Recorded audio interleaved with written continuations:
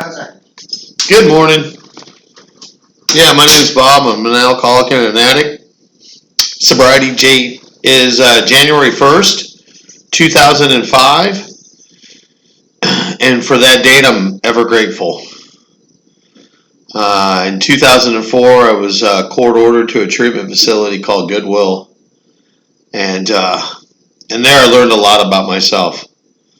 What I would express to you is if you're feeling pain and guilt and remorse for all the bad things you've done, and even if you're not, put the bat down, stop beating yourself up, and allow this opportunity of time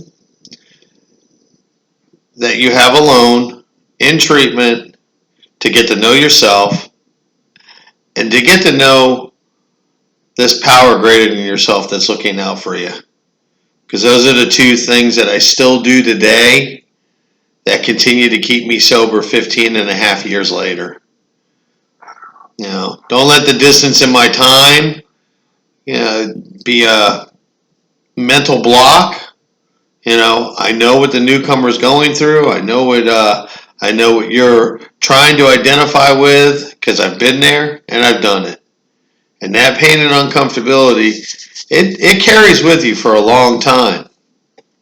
I'm still working on issues. The difference today is I have a solution.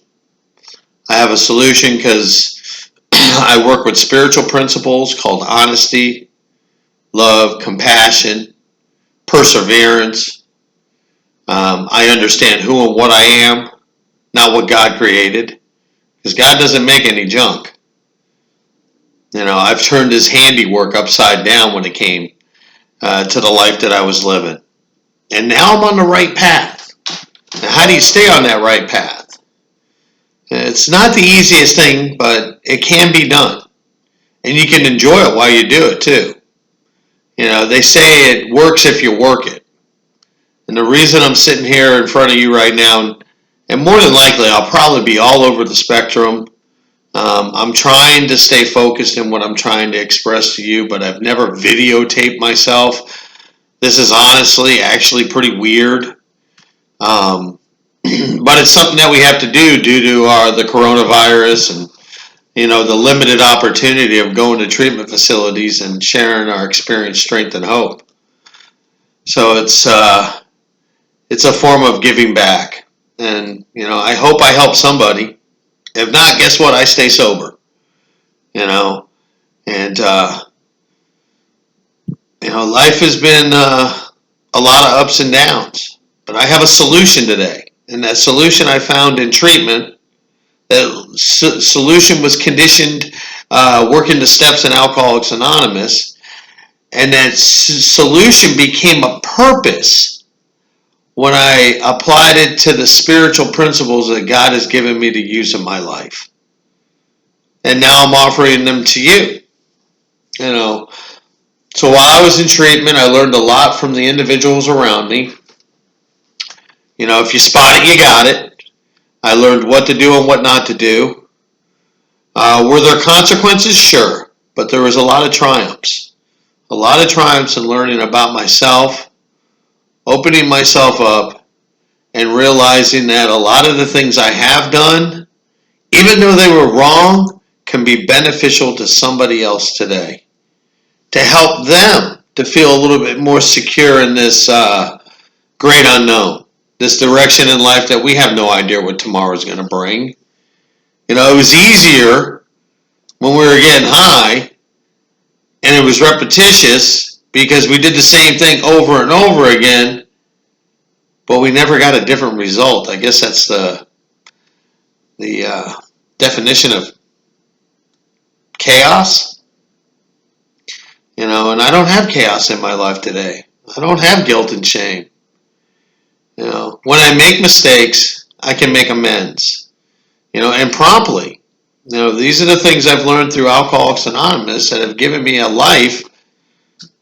And you'll hear this over and over again in the rooms, beyond my wildest dreams. I don't deserve what I have right now.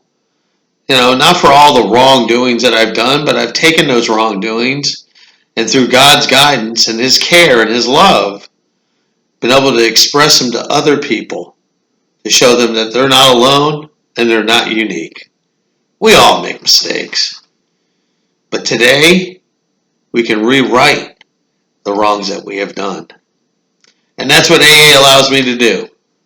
That's what little sessions like this, even though they're uncomfortable, even though I don't like videotaping myself, they give us an opportunity to plant a seed and to show hope in a world that has none. Very little of it. And I don't know about you, but it doesn't look like it's getting any better. But my world is still happy, joyous, and free. Whether there's chaos and death and uncomfortability and disease, not just the coronavirus, but our virus, our alcoholism, all around us, I still have a sense of peace. I still have joy, and I still have happiness because I don't allow life to control me. I control it through the power that's been invested in me through God, through His grace, through the opportunity of helping others, through becoming somebody I wasn't sure I could be. But it's simple, but complicated, because, we like to mess everything up. I used to be an overthinker too. I don't have to put too much thought into this for it to work. I just have to work harder at my thoughts. And that might not make a lot of sense, but the more you learn about yourself, the more you come to understand the ones around you, the more you have that feeling of wanting to give back. Some of this might have a little bit of clarity in your life. Some of it might come to, become real. And maybe you'll feel that peace and serenity and have that happy, joyful attitude, farting rainbows and, riding unicorns in life when everything's going wrong. So I went through my treatment facility. I did my 6 months. I learned a lot about myself. I left a lot of the baggage that I walked into my treatment facility there, and I walked out with a box of spiritual principles and some tools, and a new perspective on life, a new direction on life. When I did that, the world that I had dissolved around me came back together. I started mending all the wounds that I had created with family, with friends, with myself, with total strangers. And the healing started to happen. Life started becoming a better place to live. So I do talk a lot about God. That is my belief. He's gotten me through a lot of the things that were impossible to get through. You're going to hear about these 9-step promises. They do come true if you work the program. Financial insecurity and, our shortcomings. A lot of things that I couldn't handle that I would drink and drug at. I'm able today to comprehend with intuitive thinking and to conquer and overcome. And life is not going to give up on you. Life is not going to stop coming at you. Life is going to continue to do what it's doing, like you're watching it now. I need an antidote for that. I need an opportunity to be able to bring a positive perspective to a negative world. And I've done that through the rooms of Alcoholics Anonymous. I've done that to help, from helping others. I did that in my treatment facility, finding out about self. We're not bad people. We're just people that have done selfish things.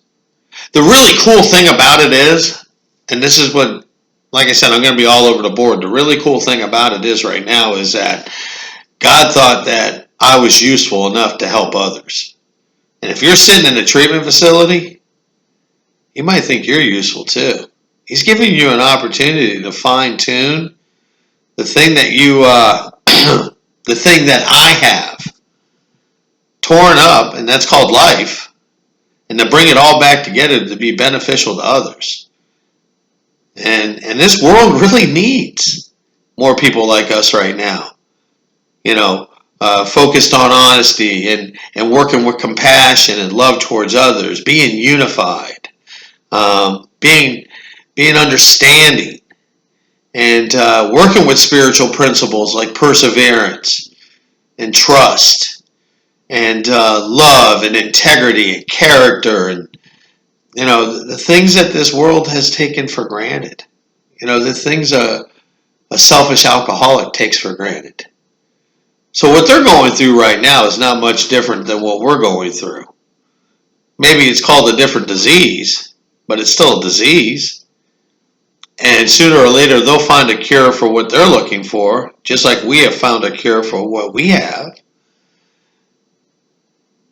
Now, here's a little bit of bad news that never goes away, but maybe that's a good thing.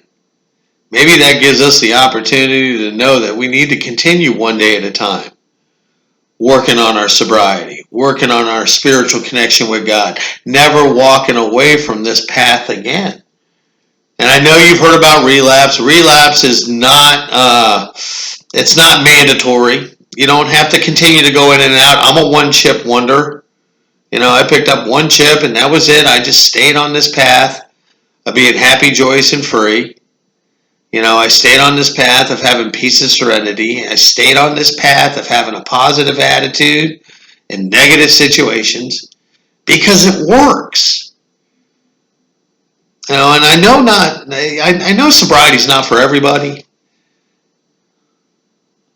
But if you're anything like me, and you couldn't live a day without drugs, and you couldn't live a day without alcohol, and you couldn't live a day without focusing on yourself, you can live one day at a time with a solution. You can live one day at a time with a God of your understanding.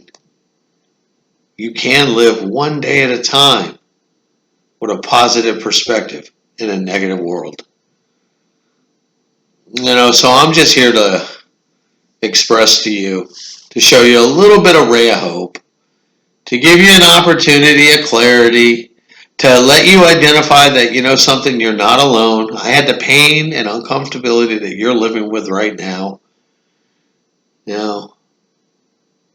I just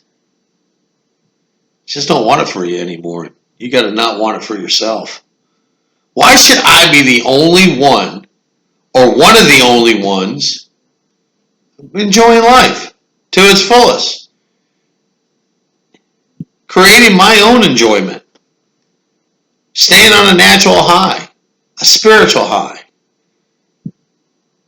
God could and would if he was sought.